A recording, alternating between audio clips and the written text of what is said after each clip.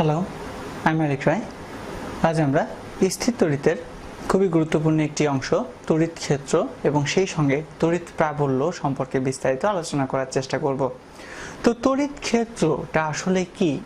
তো তড়িৎ ক্ষেত্র বলতে কি বোঝাচ্ছে? তড়িতের একটা ক্ষেত্র।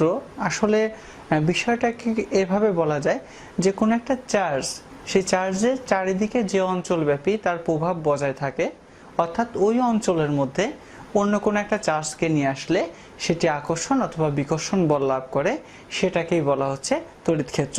জাস্ট এক্সাম্পল হিসেবে আমি যদি এরকম চিন্তা করি যে এখানে একটি চার্জকে ধরলাম কিউ, এটা একটা পজিটিভ চার্জ, জাস্ট আলোচনার সুবিধার্থে। তো আমি ধরে নিলাম এই চার্জের চারিদিকে একটা নির্দিষ্ট অঞ্চল আছে, সেই অঞ্চলটা হচ্ছে এটা। তো এই অঞ্চলের মধ্যে যদি অন্য কোনো একটা চার্জকে আমরা নিয়ে আসি, অর্থাৎ আমি ধরলাম এইখানে আরেকটি চার্জকে নিয়ে আসলাম Q1, এটাও একটি পজিটিভ চার্জ, তাহলে কি হবে? এই চার্জ আর এই চার্জ পরস্পরকে কি করবে?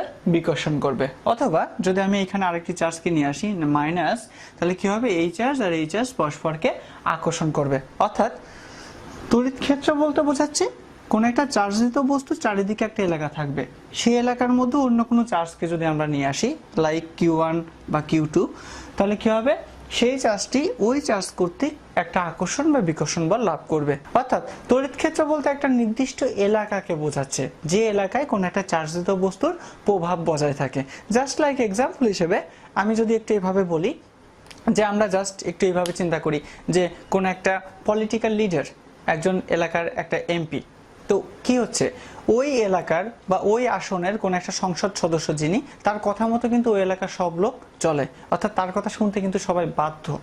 এখন প্রশ্ন হচ্ছে, ওই সংসদ সদস্য যদি অন্য কোনো সংসদ সদস্যের এলাকাতে যেয়ে সেখানকার জনগণকে কিছু বলে, তাহলে তারা কি তার কথা শুনতে চাইবে? চাইবে না। বিকজ ওই এলাকার লোকজন কিন্তু এটাই বলবে যে না, আমাদের নিজেরই তো একজন সাংসদ আছে, আমরা তার কথা শুনবো, আমরা কেন আপনার কথা শুনবো? অর্থাৎ এখানে দেখা যাচ্ছে কি প্রত্যেকটা এমপি বা প্রত্যেকটা সংসদ সদস্যের কিন্তু একটা নিজস্ব এরিয়া আছে বা এলাকা আছে, সেই এলাকা ভিত্তিক তার একটা প্রভাব আছে। এই প্রভাবটাই কিন্তু আসলে তড়িৎ ক্ষেত্র।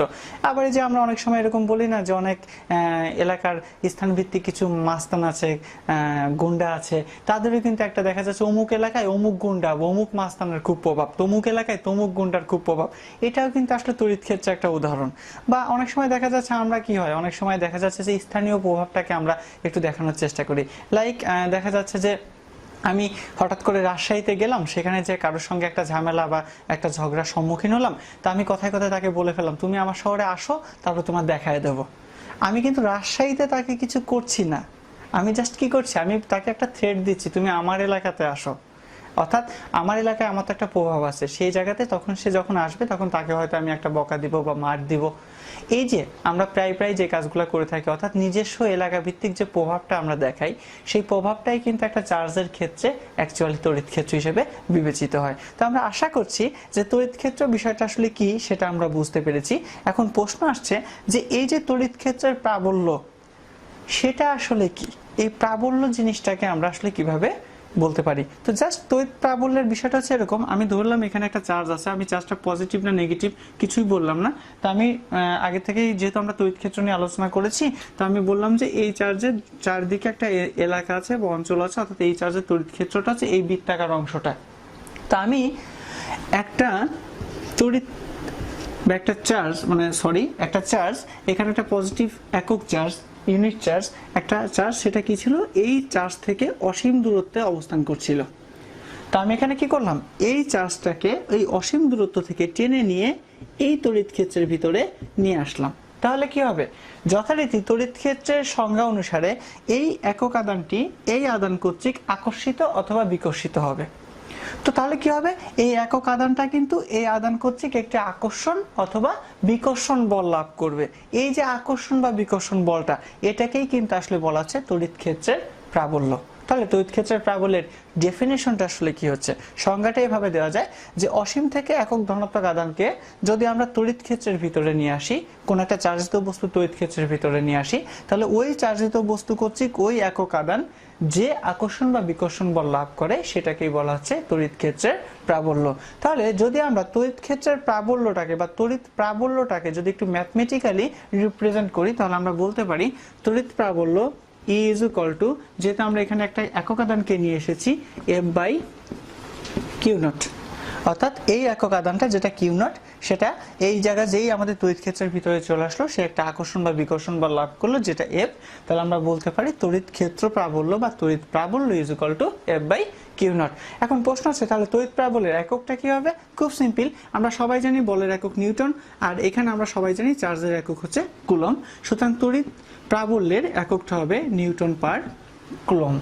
তাহলে আমি আশা করছি যে তড়িৎ ক্ষেত্রের প্রাবল্যটা আসলে কি, বা তড়িৎ ক্ষেত্রের প্রাবল্যের ম্যাথমেটিক্যাল ইকুয়েশনটা আসলে কি, সেটা আমরা বুঝতে পেরেছি।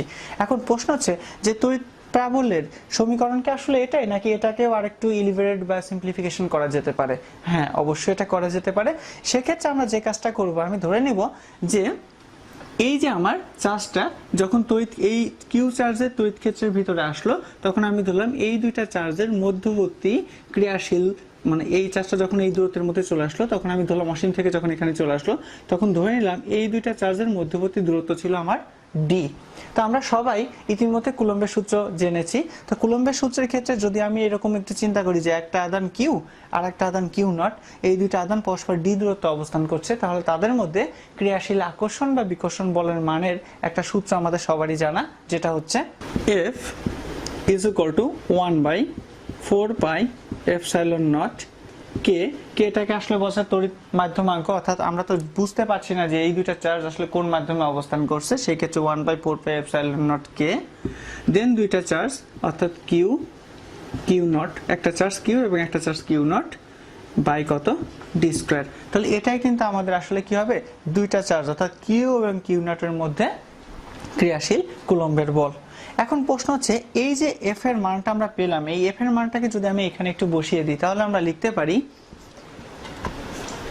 E is equal to 1/4 k epsilon naught q naught by d square by q naught। তো এখানে খুব সিম্পলি q naught এবং q naught কাটাকাটি হয়ে যাবে, সুতরাং আমরা এটাকে লিখতে পারি 1/4 k epsilon naught q by d square।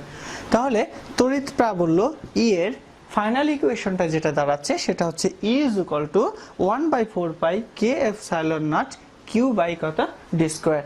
এখন যদি এই চার্জটা বা এই যে ঘটনাটা এতক্ষণ ধরে আমি আলোচনা করলাম, এই ঘটনাটা যদি শূন্য মাধ্যমে সংঘটিত হয়, তাহলে আমরা সবাই জানি শূন্য মাধ্যমে k এর মানটা কত 1।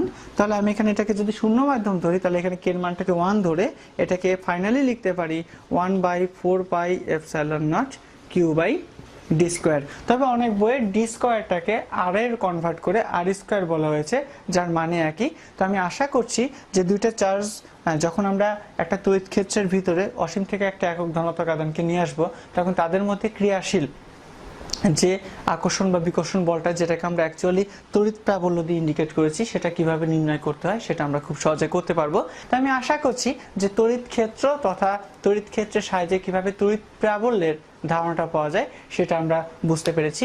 পরবর্তীতে আমরা বিভব এবং একই সঙ্গে সঙ্গে ধারক, তড়িৎ দ্বিমেরু বিভিন্ন বিষয় সম্পর্কে আলোচনা করব। সে পর্যন্ত ধন্যবাদ সবাইকে।